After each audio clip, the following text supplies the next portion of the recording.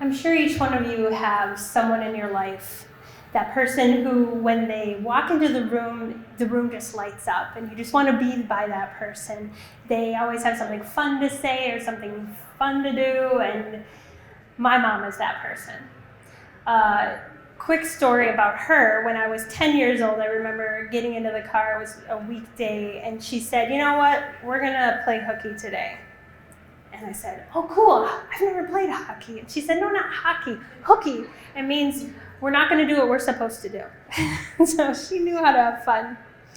And I had the pleasure of having that wonderful woman in my life as my mother for 12 years.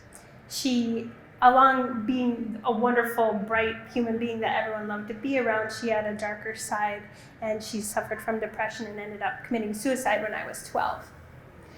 But I always felt like I was so super fortunate to have this amazing being, this wonderful woman as my mom for 12 whole years, where some people don't even like their moms. So I of course it was devastating, but at the same time, I just love that woman so much, and I feel like she's with me all the time. So we fast forward to October of last year, and I was on a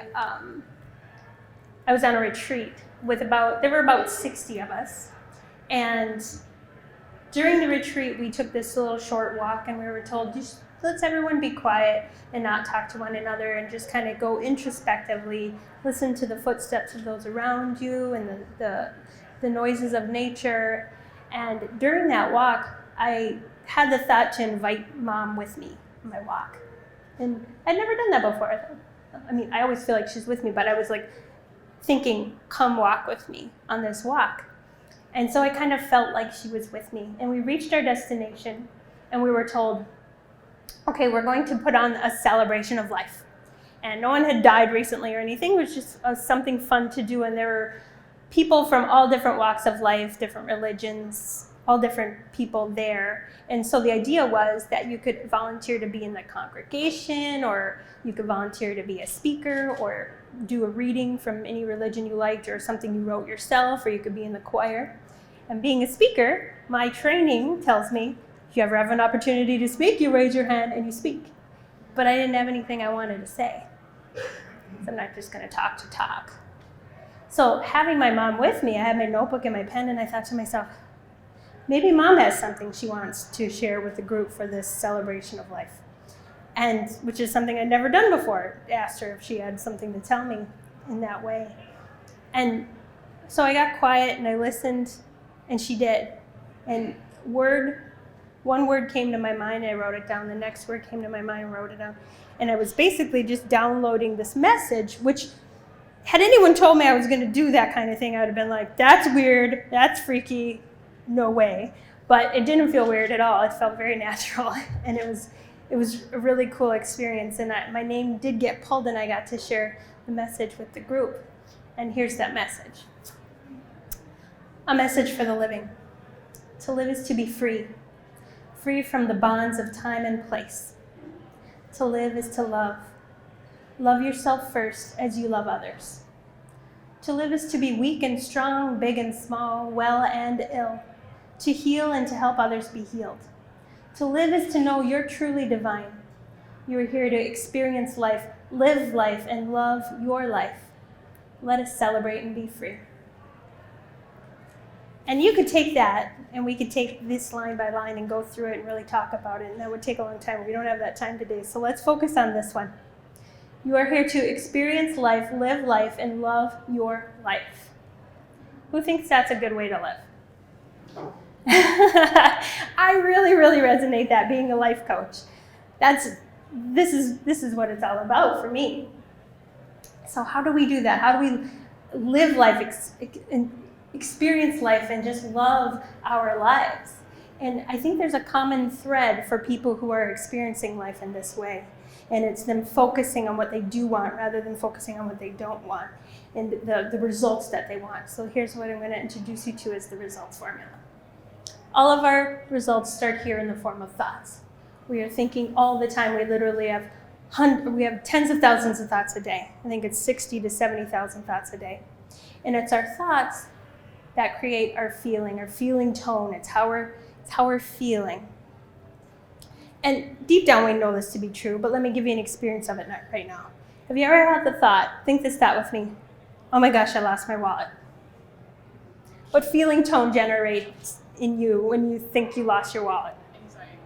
Anxiety, fear, panic, exactly. You feel those feelings shoot through your system, don't you? But then you think, wait, no, I know where it is. I put it on the kitchen counter right next to the microwave, and what happens to your emotional state then when you think that thought?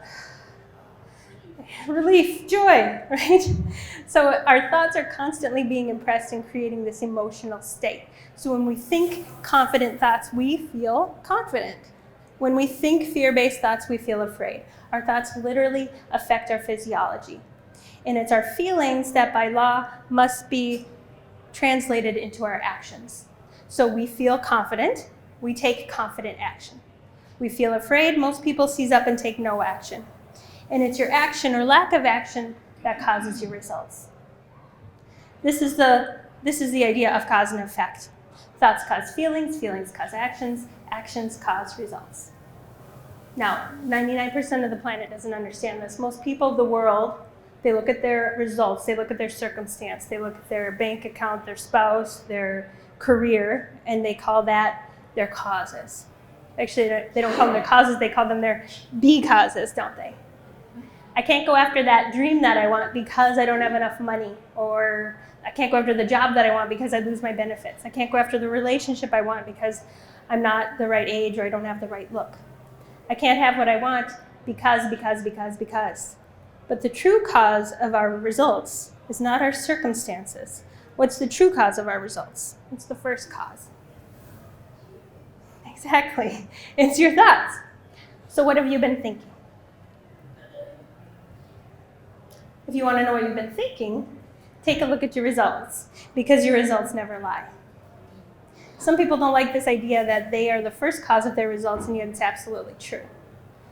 So think about your results that you're experiencing in your health and well-being, in your love and your relationships, in your business, your career, in your time and money freedom, your time to do what you want to do, the money you want to do. And examine your thoughts around those things. They're correlated there. So you may have heard the expression, some people live 90 years, but most people live 1 year 90 times. And that's this idea of people paying attention more to what's around them, their circumstances and their conditions, having thoughts about those circumstances, creating feeling tones around those circumstances, acting upon those feelings, creating the same results. And the loop continues, which is great if you like your results, because you've got that momentum going. But if you don't like your results, then you have a momentum going of what you don't want. So how do you break that cycle? Take a clue from Ralph Waldo Emerson. He says, stand guard at the portal of your mind, because that's where everything starts. It's in your thoughts. So that's how we are able to change a reality, change what you see in your reality by changing your thoughts. I work with clients all the time to help them to do this, because it takes practice over time. So it's the difference between living by default and living by design. Default is you're just in auto mode, reactionary mode, seeing what is and going from that, rather than stepping back, taking a higher point of view and focusing your thoughts on that instead of perpetuating the problem. So then people are like, well, how do I know what I want? And life will send you 2 clues.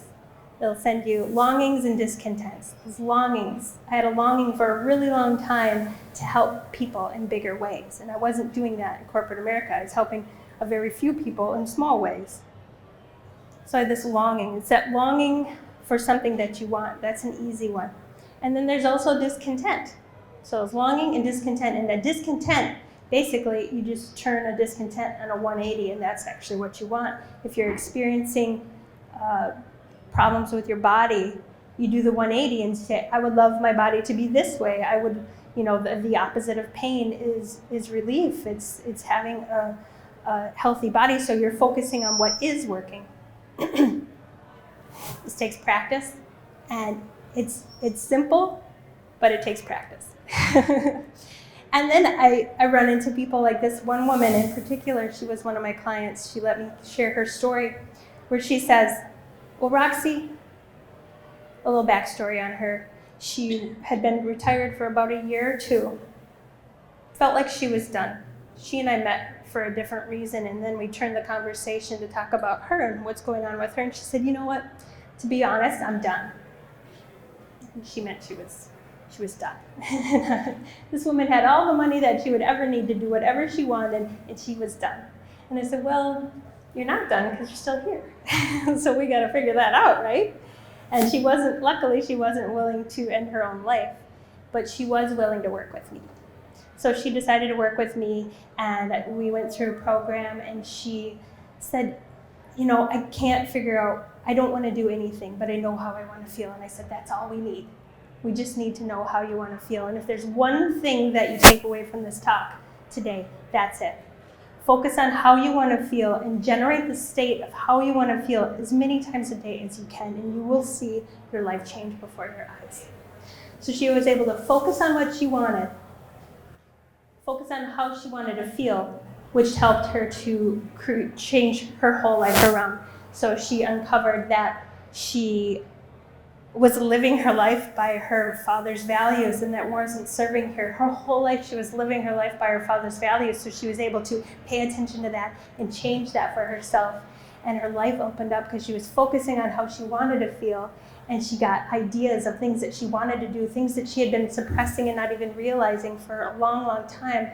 And now she wakes up every day, thrilled to wake up, thrilled to be here on this earth.